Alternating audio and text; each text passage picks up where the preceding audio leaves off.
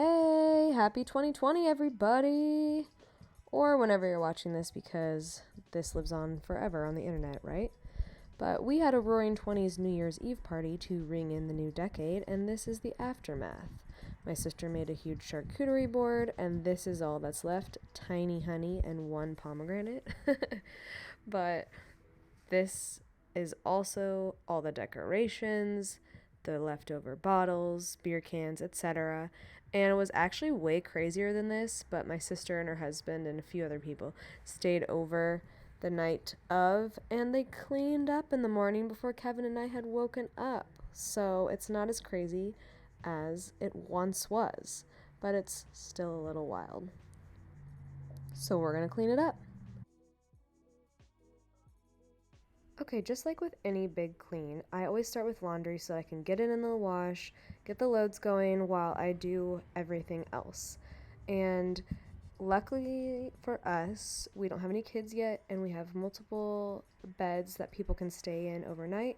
But if you don't, I always recommend getting people Ubers or letting them stay over, because drunk driving is not okay. Okay, and then get your bins ready because you're going to do a lot of trash and a lot of recycling.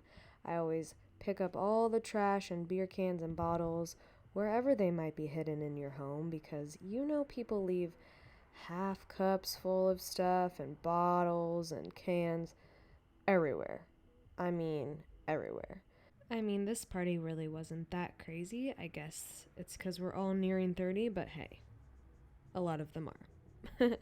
So then I like to gather all of the glasses and either hand wash them or load them in the dishwasher, because depending on the party, you're going to need to do a few loads.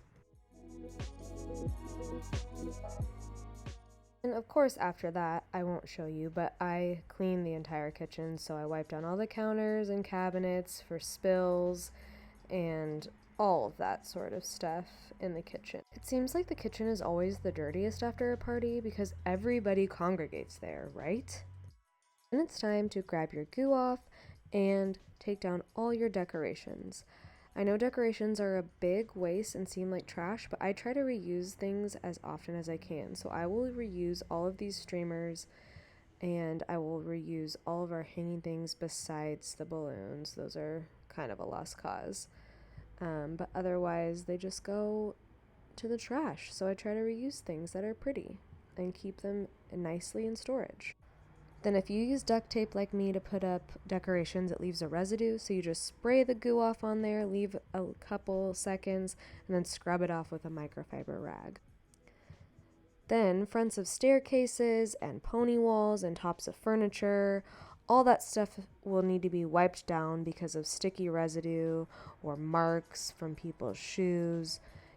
All of those marks and spills and stuff all need to be wiped down, so leave no surface untouched.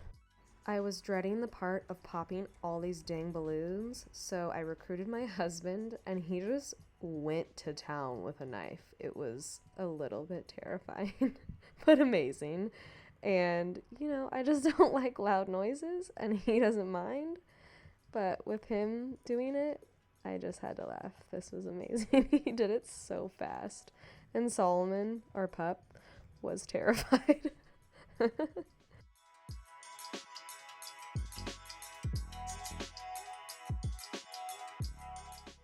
Okay, and then after you're done cleaning everything else, it's time to put a baking soda essential oil mix on all your rugs so that you soak up all of those dirty feet and stuff that have been walking in there, and then vacuum that up. And then I fold up all of my rugs to vacuum the floors underneath and to mop the floors underneath. And as you can see, there are a million of those little confetti things from the balloons that we had to pop all over the house. Too funny. But after you're done with the floors, that's it. Hope you guys enjoyed cleaning up that mess with me today. Thanks for watching. If you liked this video, please give it a thumbs up or leave a comment. That lets me know what type of content y'all want to see. And please hit that red subscribe button to support my channel. Thanks again for watching. Have a great day and happy cleaning.